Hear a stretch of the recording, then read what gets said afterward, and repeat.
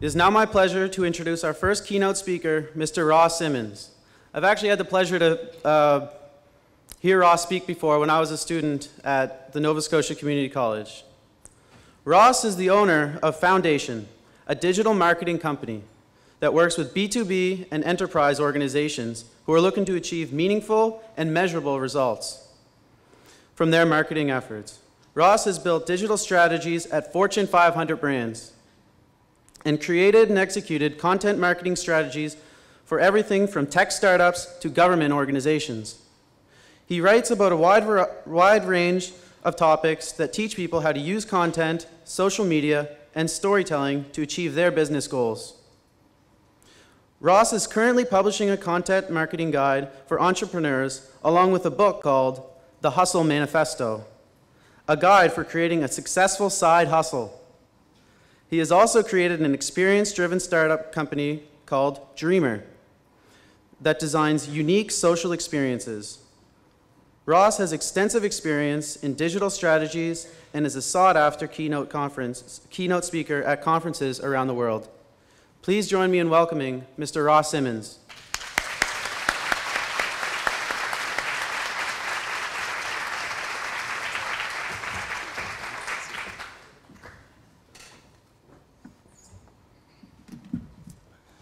Ice, ice, baby.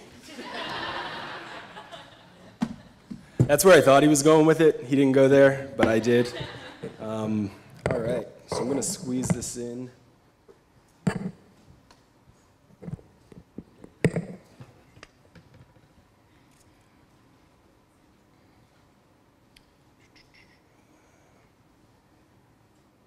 Awesome, cool.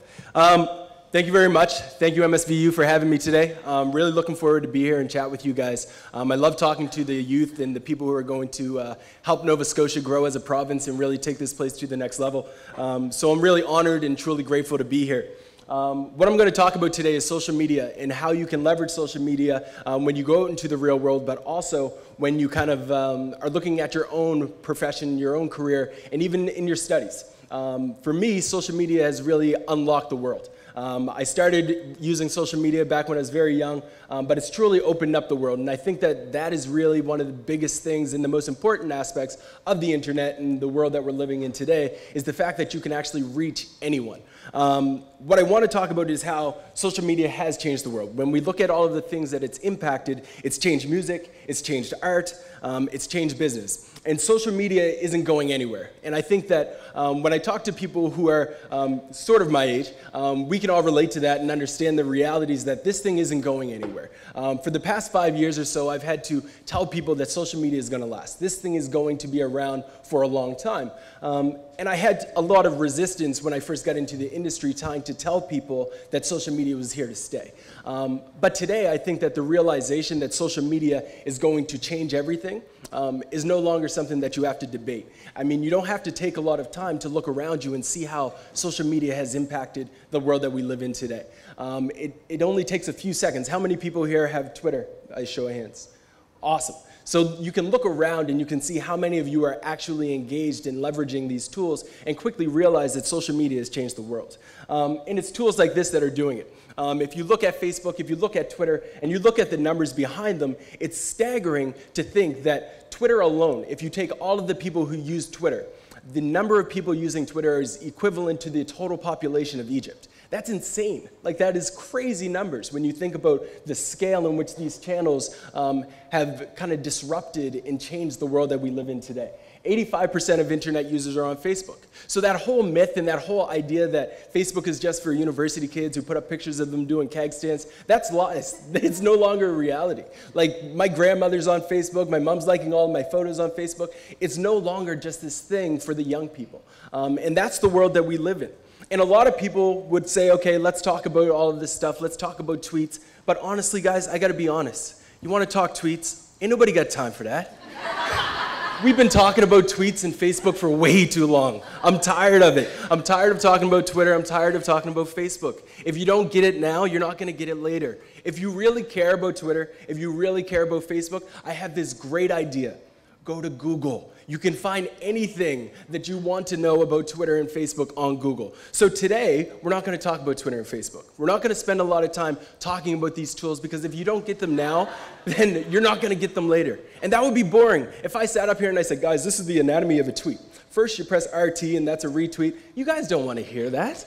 I don't even want to talk about it. So what I will do, before I go into what I'm actually going to talk about, I will give you one fatherly advice. And this is the only time that I will talk about Facebook for the rest of this presentation. Use your privacy settings. When it comes to Facebook, you go through university. I'm not going to lie to you. I went through university. I had lots of fun, as you can see. But there's certain things that you don't want your employers to see. There's certain things that you don't need your employer to see. To be honest, there's certain things you don't need your mom to see. That was the biggest revelation when my mom added me to Facebook. I was like, the world is over. But I was able to get through it, and we're still friends.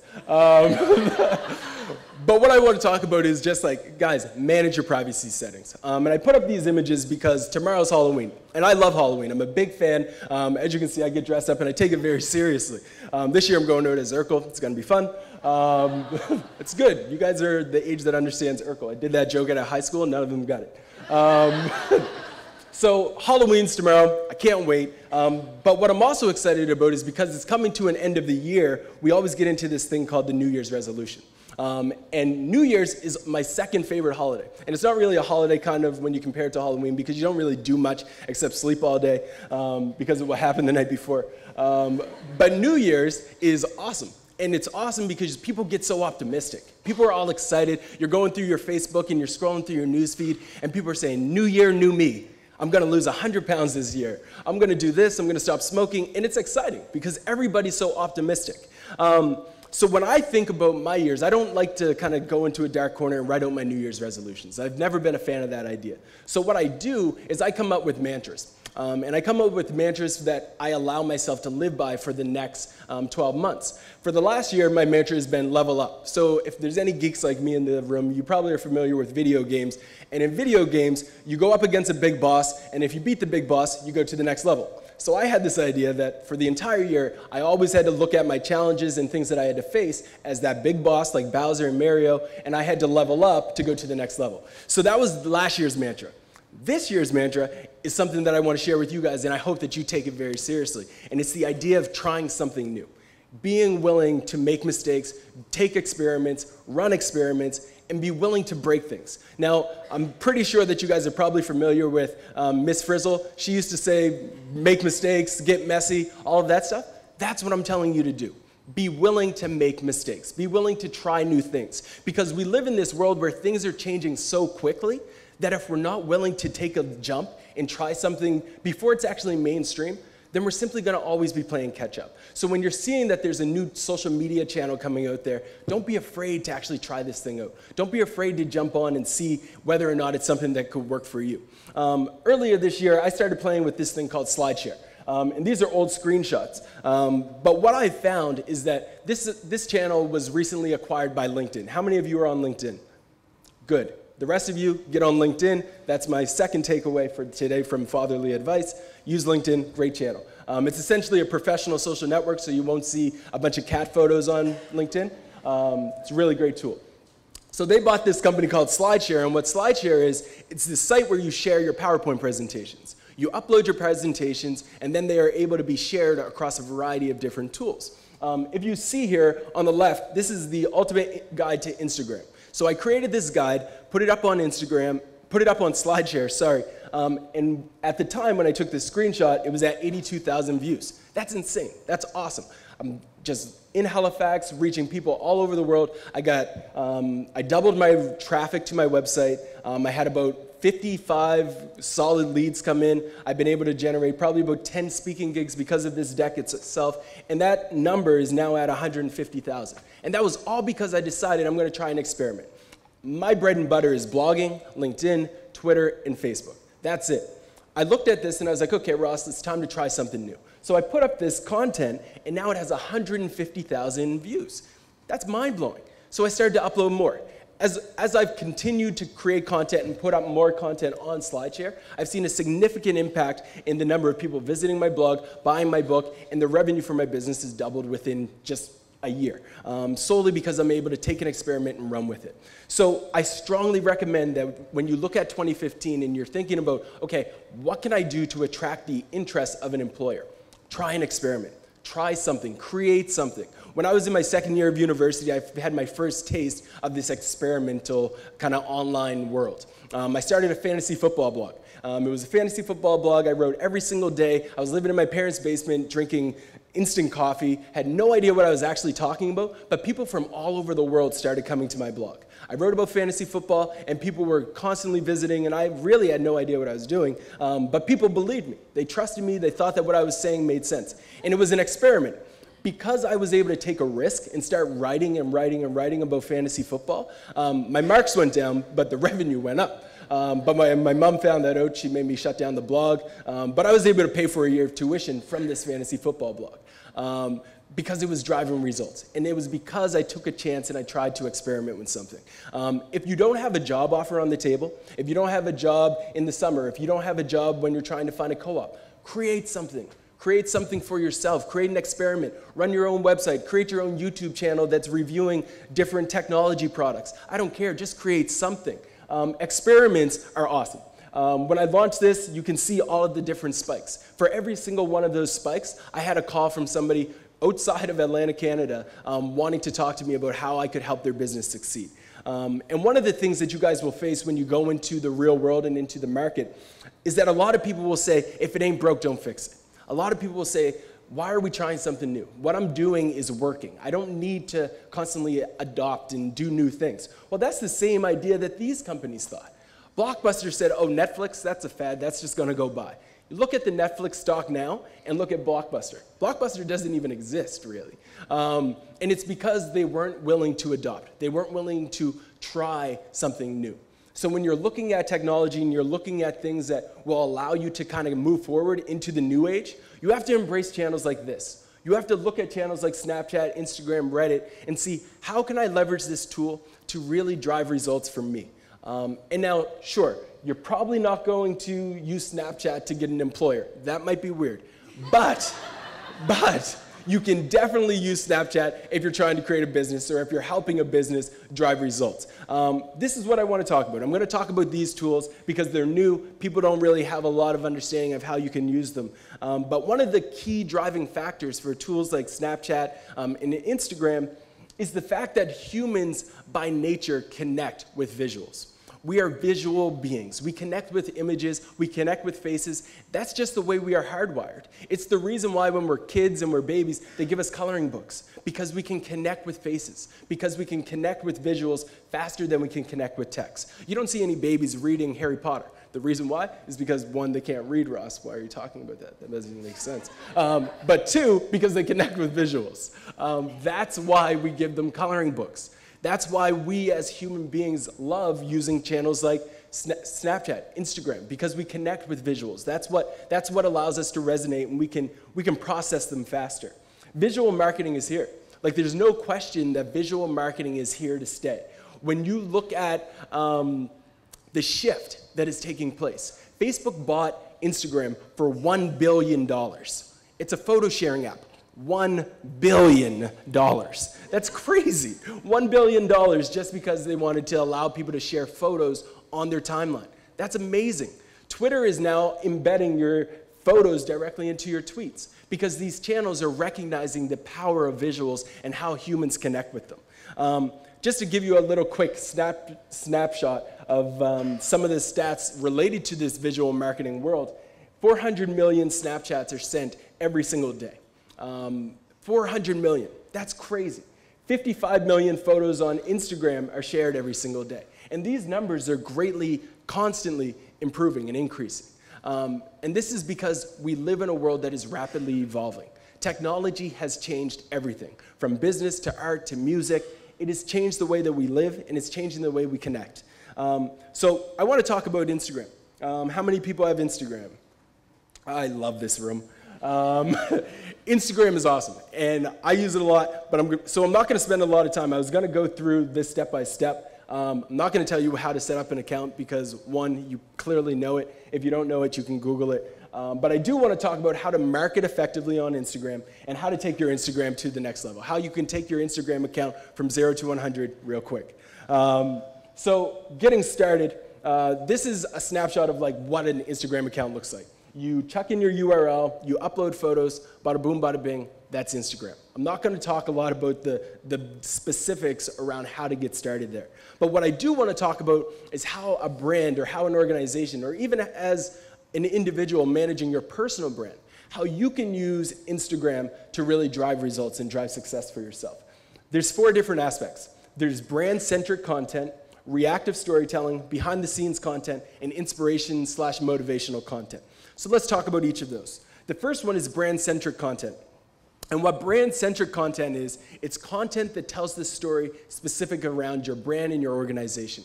What that means is, if you think about Old Spice created that entire campaign around, hello ladies, your man can smell like me, blah, blah, blah, blah, blah. That whole campaign was around the idea that, one, women are the ones that actually make the purchase for their guys. We don't actually go out and buy body wash, so they targeted women with that. That was brilliant.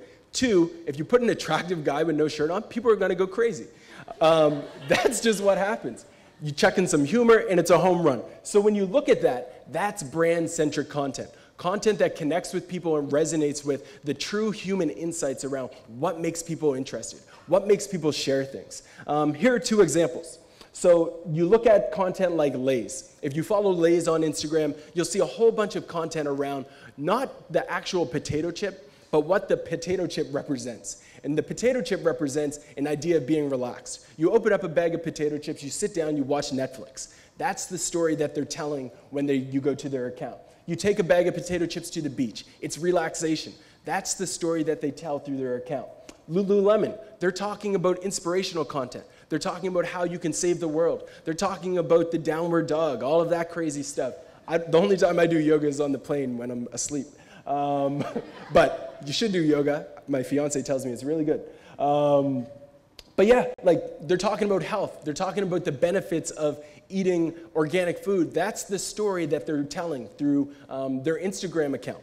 So when you're looking at this from an organization's perspective, you have to think to yourself, okay, what is it that our audience cares about, and how can we craft stories and messages that will resonate with them? If you're talking to an audience that is over the age of 65 and you're using Instagram, 1, probably not the right fit, but 2, you have to think about what it is that's going on in their life that you can connect with through the messaging and the stories that you're telling. That's essentially what brand storytelling is all about.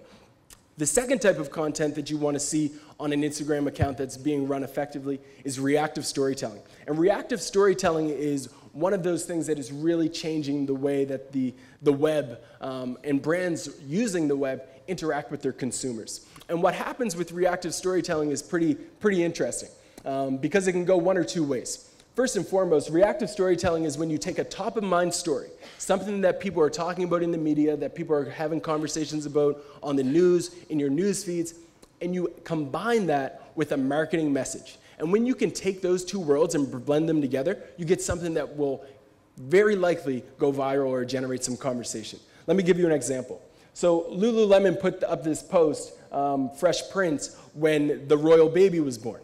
So they probably had one for the, if it was a girl as well, I don't know what that would have been, but they were prepared. They knew that this baby was going to be born. We need to put up a post as soon as this baby's born that resonates with the audience, with people who would be interested in the royal baby. When Gangnam Style started going viral, Oreo put out this thing, Gangnam Style. It's awesome because the horse dance was going viral. People started liking it like crazy, and it was amazing. If you were to look back 2 years ago, during the Super Bowl, all of the lights went out. I think it was at the New Orleans game, but it was during the Super Bowl, all of the lights went out. And everybody went to Twitter, and they were tweeting, they were freaking out, and everybody's saying, oh my goodness, the lights are out during the Super Bowl, the game is delayed, what's going to happen, this sucks, this is crazy. Oreo was like, okay, what can we do? What can we do that's interesting and unique? So they put up a black image that was completely dark, and they just had an Oreo on the right-hand side, and it said you can still dunk your Oreo in the dark. That post generated more conversation, more views than any Super Bowl ad. Guess how much it cost? Nothing. That's the power of reactive storytelling. If you're on top of things, watching what's going on in the news, and you put up a piece of content that resonates with what is actually going on in real time, people will connect with it. Another type of content that definitely does well on Instagram is behind-the-scenes content. People actually care about who it is behind their brands, who it is behind the brands that they're buying from, who it is behind the organizations that they're supporting. So if you look at this is Steam Whistle Brewery, which is a brewery out of Ontario, and they show you their brewing process. This is the company TechCrunch, which is a news article for anybody who's interested in tech. They show you what's happening behind the scenes, so you as a customer feel closer to that brand. So you as a customer feel more connected. So if you can do that, you're able to connect with your customers, connect with your audience, and ultimately build that deeper relationship. And finally, inspirational quotes. Now, inspirational quotes is something that all of us have probably seen on our news feeds, on our timeline. Everybody has that one friend that is constantly updating their status update with inspirational quotes, but they're not doing it for no reason. They get it. They understand that people love that idea of having a little nugget of inspiration because it sparks emotion. So you think about a brand like Ford, very traditional. You would think that they're going to talk about cars, but they're not. Instead, they're putting up content that is quotes from Henry Ford because they know that people are more likely to connect with an inspirational quote than they are simply looking at a Ford tire. They're not gonna get excited over that. But if you can put up an inspirational quote, that's something that resonates with it. Here's another quote again from Lululemon. It says, "Happiness is something ready-made." I don't know what that says. Happiness is not something ready-made, it comes. Again, they recognize the power of inspirational quotes. And I'm sure some of you are thinking to yourself, oh, we have to put up inspirational quotes, that's kind of cheesy. It ain't easy being cheesy. You gotta be willing to put up those inspirational quotes. And if it's cheesy, that's fine. Because guess what? It works, and it's backed by science. Science says that people who share content that actually drives humor, motivation, or exhilaration are more likely to actually drive shares. It's more likely to get content that will spark virality. If you're sharing things that are funny, that are motivational, that are exhilarating. You think about Red Bull. Their entire brand was built off of science. It was built off of the idea that if we show somebody jumping from 1 billion feet in the air to the earth, people will share it. So that's how they've been able to establish this brand, because they recognize that this is what resonates with people. Negative emotions also work. If you go back in time to 2012, there's this video called Keynote 2012. Anybody familiar with it? Yeah? It's the fastest, it was the video that was the fastest to ever reach 5 million views. And within like an hour, it reached 5 million views. And the reason why is because it got people all angry and upset. And if you can create stories that either get people angry, make them laugh, or inspire them, you'll be able to really create content that resonates with your audience. So how can you take Instagram to the next level? User-generated content, hashtags, and having call to actions on images. What does this mean? So there's a company called Frank & Oak out of Montreal.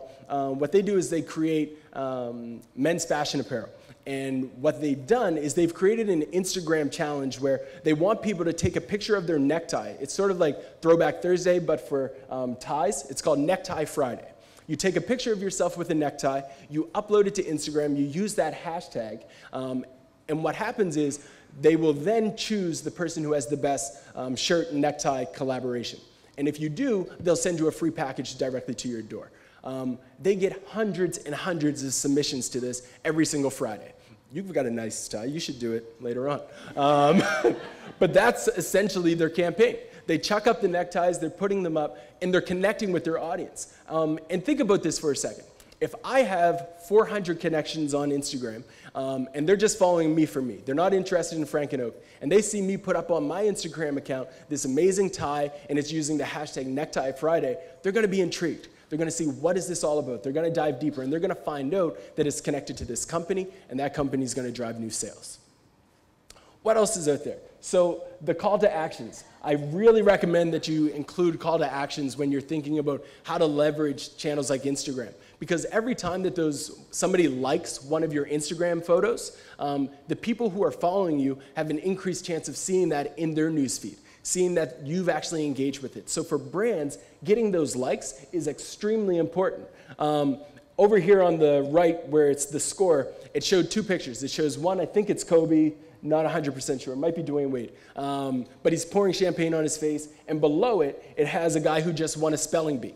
And it's like tap twice if you're a fan of the champion, and comment if you're a fan of the spelling bee champion. So both times they're having a call to action, getting people engaged, resonating with their brand. And that's essentially Instagram in a nutshell. Now I want to talk about Snapchat. Now, a lot of people will say Snapchat is something that you do not include in a business talk. And I'm not going to lie, Snapchat has gone through so much drama over the last year, whether it's privacy concerns, whether it's, well, we all know. The thing about nudes, it's not just for nudes. It can be used for business. Snapchat can be used to actually drive meaningful results. You don't have to blur anything out. Camera guy in the back, that's a Barbie. But Snapchat is really something that everybody should use, especially for business. And I've used Snapchat just as a communications tool. Let me explain what Snapchat is for anybody who's not aware. So essentially, Snapchat is created for selfies and sending selfies to people quickly so they can see it, and then the photo itself will disappear. So what I could do is I could take a Snapchat of this room, send it to my friends, and it would disappear immediately. And that's sort of the intrigue of Snapchat. The idea around Snapchat is you can have these embarrassing moments, you can have these crazy experiences, you can share them once, and then it disappears.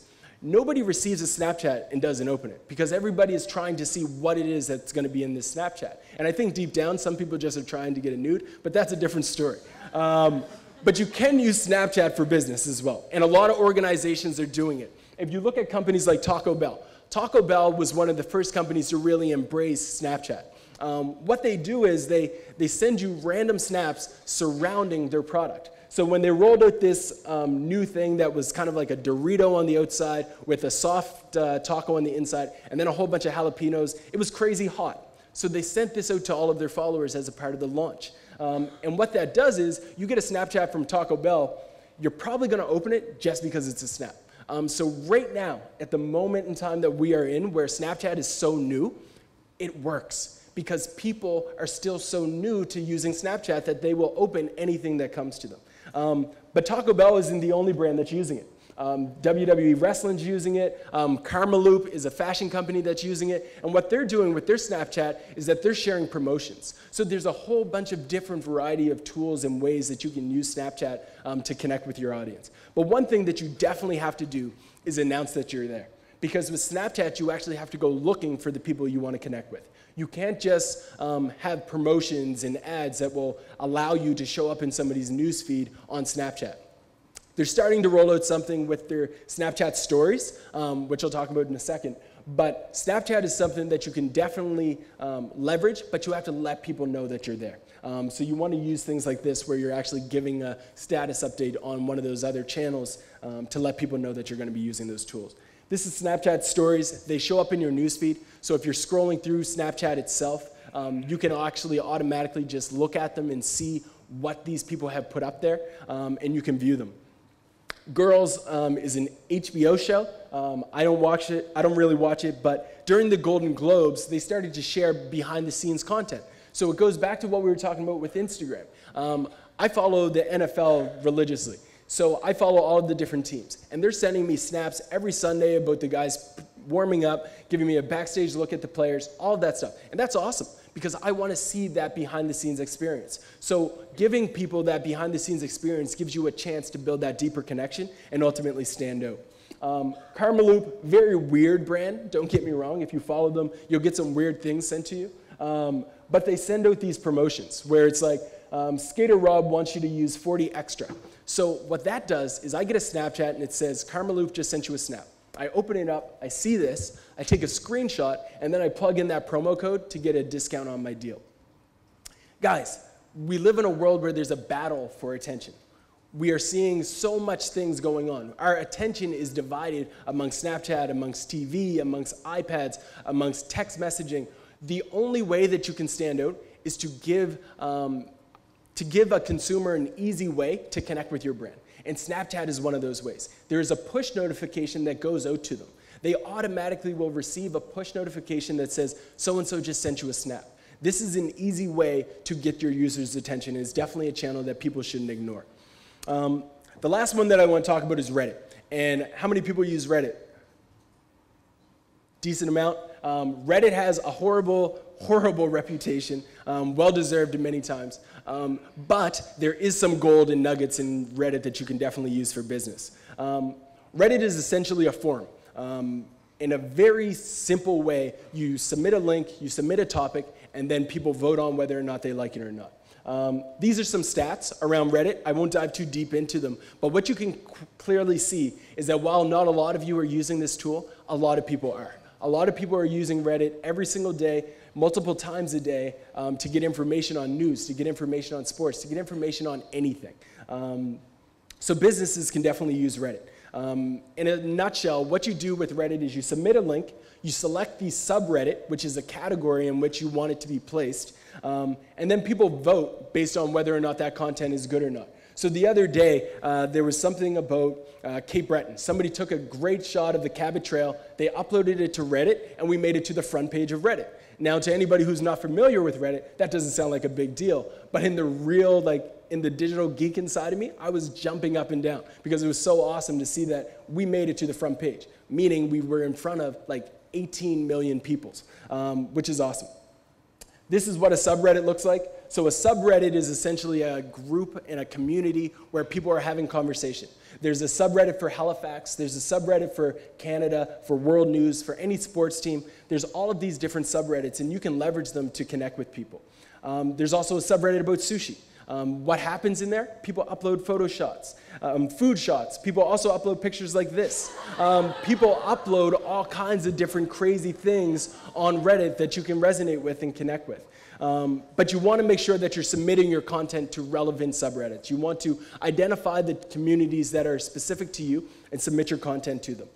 There's also a thing called AMA, which is an Ask Me Anything. And with those, you can actually host interviews. So it's sort of like a town hall, where somebody like Bill Murray will go up and he'll say, hey, Reddit, ask me anything, and I'll answer you transparently. But you have to know your audience. The Reddit audience is typically very young. It scales very heavily male. It's the complete opposite of Pinterest in many ways. So I'm talking about all of these tools, and a lot of you are probably wondering, okay, how does this matter for me? What does this mean? Why does this matter? Why should I care? What are you talking about, Ross? This is what I want you to do. Think about your audience. Think about who you actually are trying to talk to. Whether you're talking from a brand perspective or you're talking from a student perspective, a graduate perspective, no matter what way you look at it, there is an end audience who you have to connect with and an end audience who you want to communicate with. Think about your goal. If you are an organization that wants to drive sales, that's your goal. So everything that you do needs to be around that. If you are looking for a job, everything you do needs to be about you elevating your personal brand so you can stand out amongst the other people who you're competing with for that job.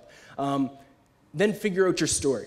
Find a story that will resonate with you. What do you want people to think of you when you walk into a room? What do you want people to think of the organization that you're representing? And then tell that story in a captivating way. But don't be afraid to come out and make something that's ugly like this. This was my first website back in 2009. Thoughts of a Modern Ad Man. I look at this now and it's horrible and I regret having it like this, but it worked back then. It was an experiment. I was in my third year university, I launched this blog. I knew nothing about advertising outside of what was in my textbook, but I was talking about it. And that allowed people to say, okay, this guy might know what he's talking about, so we're gonna give him a job. We will have him in for an interview because I took that chance, I took that risk. And that's really the message I wanna come across today. Be willing to take risks. Another risk that I took was just 2 years ago. I had a full 9-to-5 job, had a great employment, great benefits, great job. Everything was great. It was going well. I seen a projection. I knew where I was going to go, but I decided to quit. I just bought a home. It was pretty crazy, but I did it. And I did it because I wanted to focus on this company called Dreamer. So that's what I did. I focused on Dreamer, and while I was building this, I was also doing consulting. I was doing a wide variety of different things. Sometimes, guys, you just have to leap.